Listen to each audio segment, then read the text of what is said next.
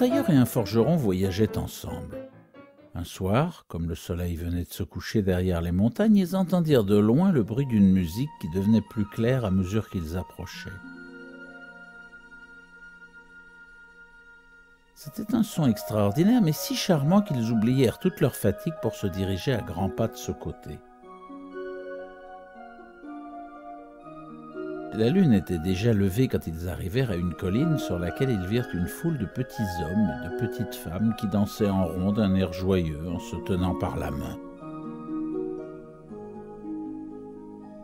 Ils chantaient en même temps d'une façon ravissante et c'était cette musique que les voyageurs avaient entendue.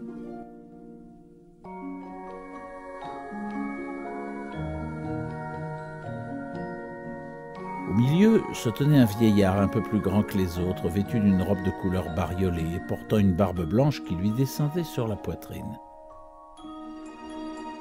Les deux compagnons restaient immobiles d'étonnement en regardant la danse. Le vieillard leur fit signe d'entrer et les petits danseurs ouvrirent le cercle. Le forgeron entra sans hésiter. Il avait le dos un peu rond et il était hardi comme tous les bossus. Le tailleur eut d'abord un peu peur et il se tint en arrière, mais quand il vit que tout se passait si gaiement, il prit courage et entra aussi. Aussitôt, le cercle se referma et les petits êtres se remirent à chanter et à danser en faisant des bonds prodigieux.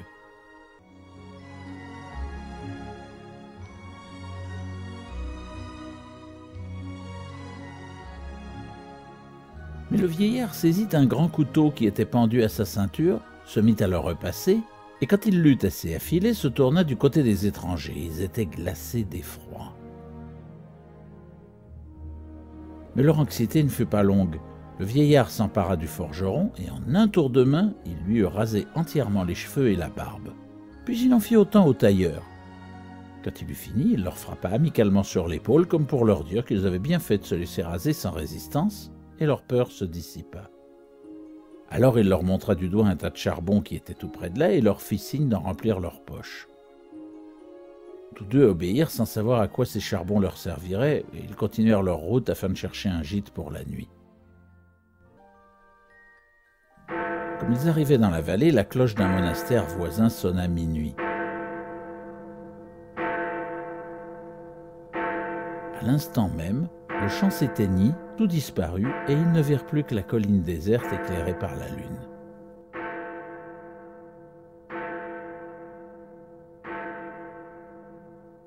Les deux voyageurs trouvèrent une auberge et se couchèrent sur la paille, tout habillés. La fatigue leur fit oublier de se débarrasser de leur charbon. Un fardeau inaccoutumé qui pesait sur eux les réveilla plutôt qu'à l'ordinaire. Ils portèrent la main à leur poche, et ils n'en voulaient pas croire leurs yeux quand ils virent qu'elles étaient pleines, non pas de charbon, mais de lingots d'or pur. Leurs barbes et leurs cheveux avaient aussi repoussé merveilleusement.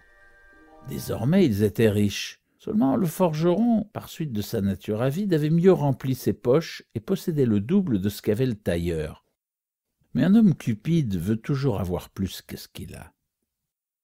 Le forgeron proposa au tailleur d'attendre encore un jour et de retourner le soir près du vieillard pour gagner de nouveaux trésors.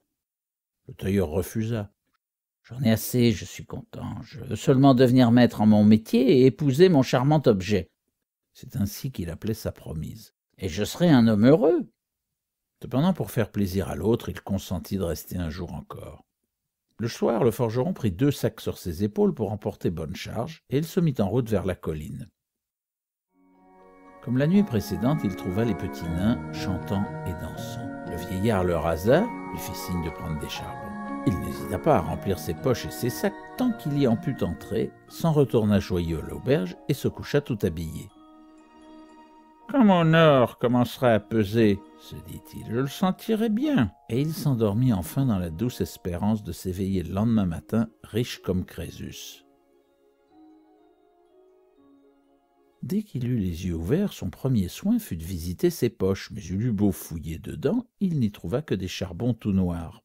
« Au moins, il me reste l'or que j'ai gagné l'autre nuit, pensait-il. Il y alla voir, hélas, cet or était redevenu charbon. Il porta à son front sa main noircie, et il sentit que sa tête était chauve et rase ainsi que son menton.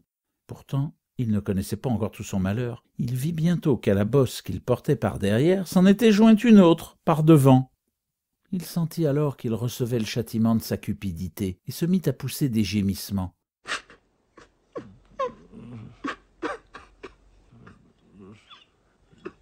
Le bon tailleur, éveillé par ces lamentations, le consola de son mieux et lui dit « Nous sommes compagnons, nous avons fait notre tournée ensemble. Reste avec moi, mon trésor nous nourrira tous les deux. » Il tint parole, mais le forgeron fut obligé de porter toute sa vie ses 2 bosses et de cacher sous un bonnet sa tête dépouillée de cheveux. Et voilà.